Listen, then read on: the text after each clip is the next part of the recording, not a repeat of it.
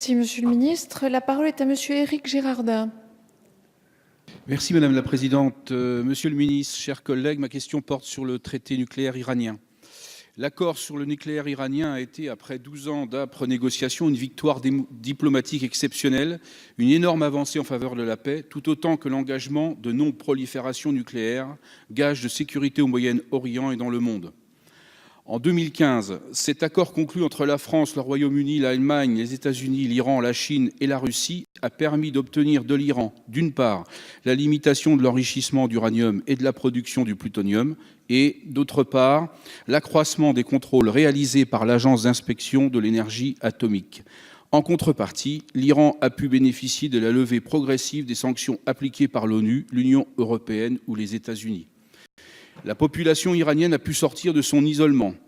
La France a un lien historique avec l'Iran et est rapidement devenue son quatrième partenaire économique à l'appui des entreprises telles que Total, Vinci, Peugeot, PSA, Airbus, etc. Le président des États-Unis veut se retirer ou du moins revenir sur l'accord pourtant respecté selon l'AIEA, information confirmée par Antonio Guterres lui-même, secrétaire général de l'ONU. Les États-Unis invoquent des tirs de missiles balistiques iraniens, mais ce sujet n'a aucun lien avec l'accord.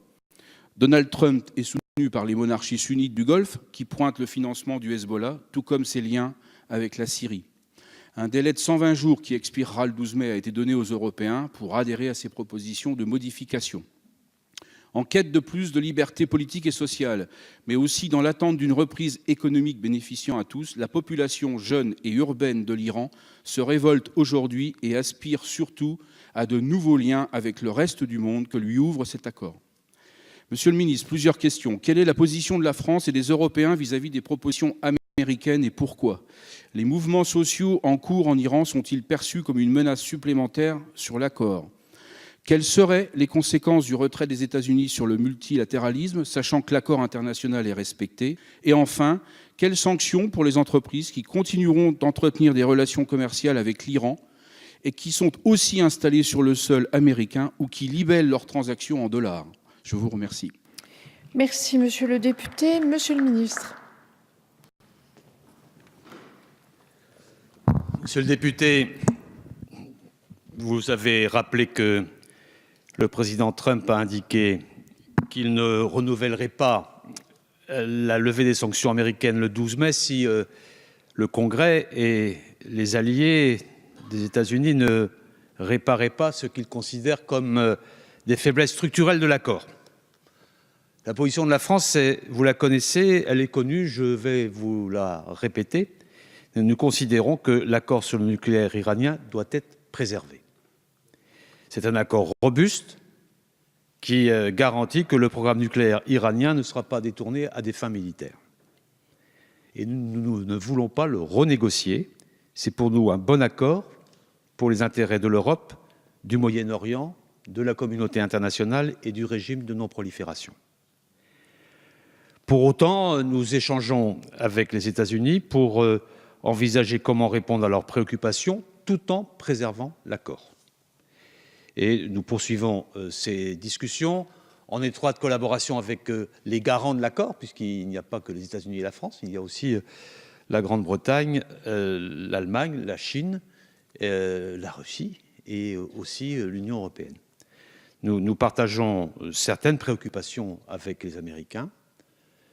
La préoccupation du programme balistique iranien, qui inquiète même gravement et qui est contraire à la résolution 2231. Et ce n'est pas parce que nous sommes favorables au maintien de l'accord nucléaire que nous ne sommes pas concernés par cette préoccupation sur les capacités balistiques iraniennes. Et nous sommes aussi soucieux de la manière dont l'Iran tente d'établir une forme d'hégémonie sur le Moyen-Orient en particulier, sur le Proche-Orient en particulier, sur la Syrie et sur l'Irak, et nous le disons. Donc nous avons avec l'Iran un dialogue exigeant et vigilant sur le respect de l'accord, mais exigeant et vigilant sur le comportement de l'Iran qui menace par plusieurs de ses actions la stabilité régionale. J'ai eu l'occasion tout à l'heure, en répondant à monsieur le député Lecoq, de dire qu'il y avait des éléments iraniens dans la zone d'Afrine. qui n'est pas particulièrement partie prenante de l'intégrité territoriale iranienne. Donc l'Iran doit répondre à cela. Et je vais me rendre très prochainement à Téhéran pour dire tout cela aux autorités iraniennes. Vous avez évoqué la question des sanctions. Si d'aventure les États-Unis se retiraient de l'accord de Vienne, l'Europe, la France, n'a pas l'intention de s'en retirer.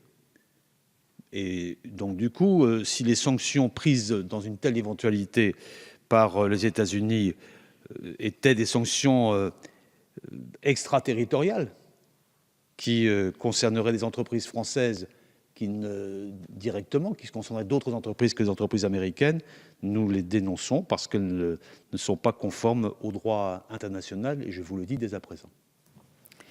Merci, Monsieur le Ministre.